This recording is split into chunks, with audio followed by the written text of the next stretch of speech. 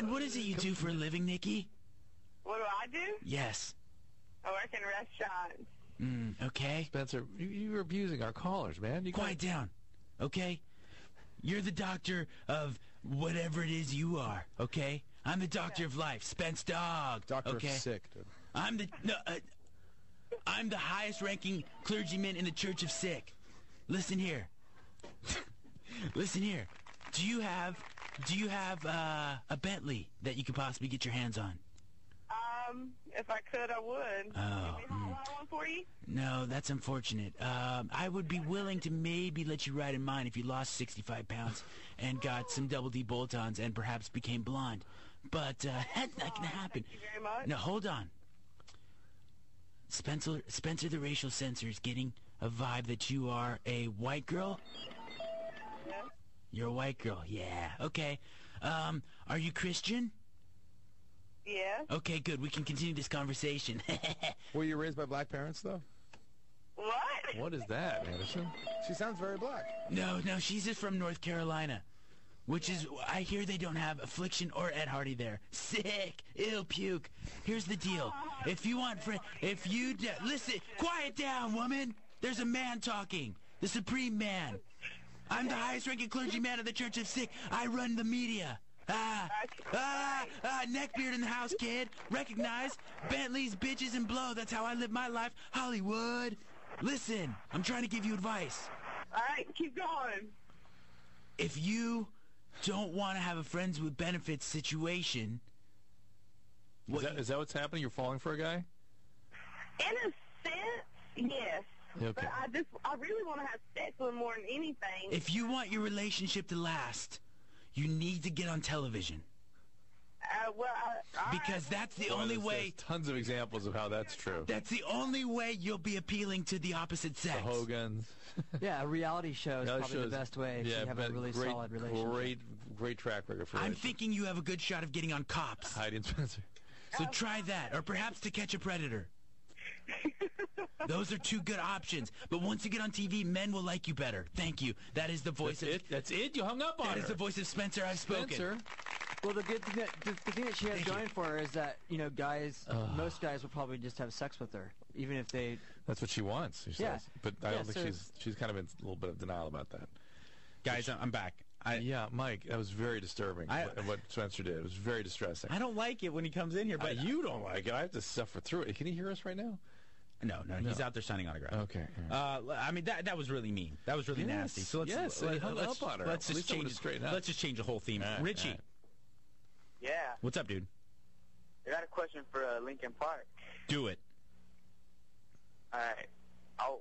This has been tripping me out ever since the album was announced. All right, the cover art. Well, what does it mean? Rudy? Is that you? Yeah, so guys, actually, visuals has always been a big part of Linkin Park, both album artwork and then also stage-wise and stuff like that. Give some insight into the album artwork. Which album are you speaking of, by the way, Richie? The new one, the 1,000 Suns. All right. The one that's coming out. What does it mean? I don't know. That's a very difficult question to answer because I don't know if I know the answer. I think we were just drawn to. For me, I'm drawn to the image because it kind of looks almost like a portal or something like that, and I feel like we kind of want this record to be a journey. I feel like that kind of visually represents the invitation, so to speak. So, but I don't know if it really has a meaning. I mean, art is whatever you want it to be, and that's the great thing about it. So you guys didn't create it at all? Did we create it? No, there was an artist that we collaborated with, and he created it with his mind. Yes. Oh, jeez.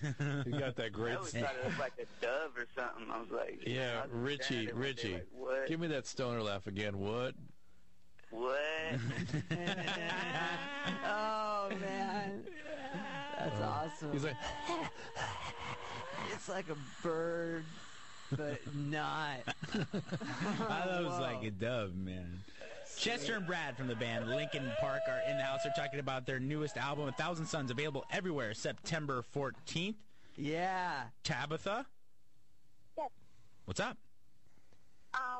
Not much. Almost forgot my question when the screener answered the phone because I didn't expect to get through. All right. I had a question.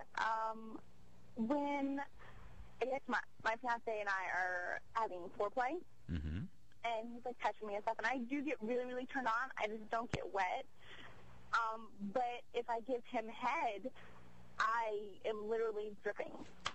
Woohoo! Yes! I was just wondering why that is, and if there was any way I could kind of. Dr. Drew, we get calls every once in a while from girls who actually achieve orgasm from orally simulating their male counterparts. Is there anything in just the very intimate nature of that act that it just kind of stimulates some women to more than other things? Yes, and there's probably varying reasons for that. You know what I mean? Yeah. Not everyone experiences that stimulation in the same way.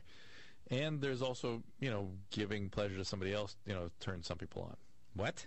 I know, Mike, for you that's a reach, but for some people that's how that works. Okay. Yeah. Yep. You have to take my word for it. Okay. All right, right, Tabitha? If it works, keep doing that. You know what I mean?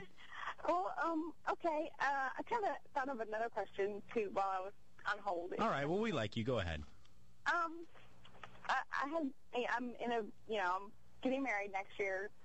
Obviously, I love my fiance very much.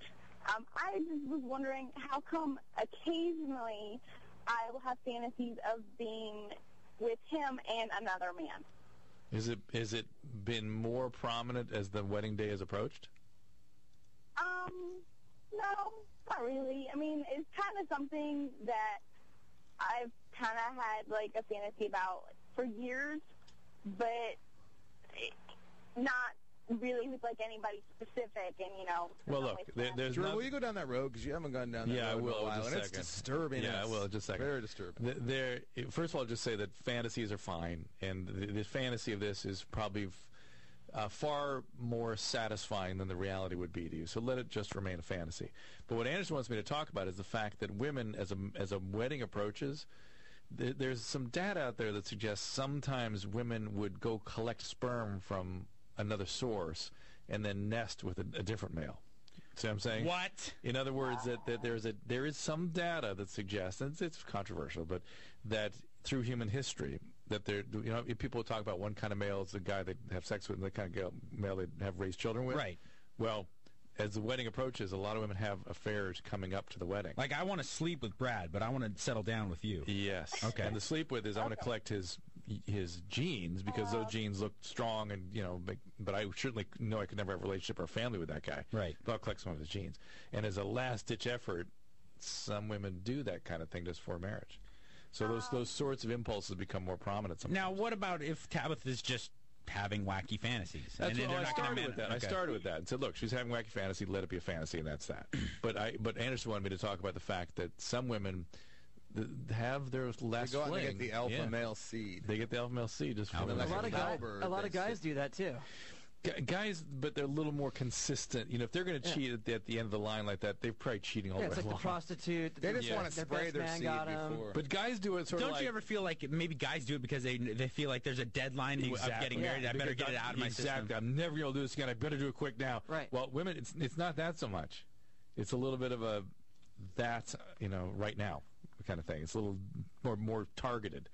It's kind of weird. It is very weird. Yeah. But, you can't explain science, Dr. Drew. 1-800-LOVE-191. Brad and Chester from the band Linkin Park are in the house. Let's take a real quick break for station identification. 1-800-LOVE-191 is the number. Why don't you give us a little ICP going in as an intro or an outro or something? We hear it all through the commercial break. It's a filthy song. It is? Yeah. I was about to say the same thing. The F words? Yeah, I guess there's a little bit of that. Brad and Chester from the band Linkin Park are in the house tonight. Guys, I have some musical geek questions for both of you. First off, Brad, when you go into the studio, Linkin Park music is so layered. It's so dense with sounds and guitar tracks. Do you ever get concerned about how you're going to transfer some of your songs in the studio to on stage?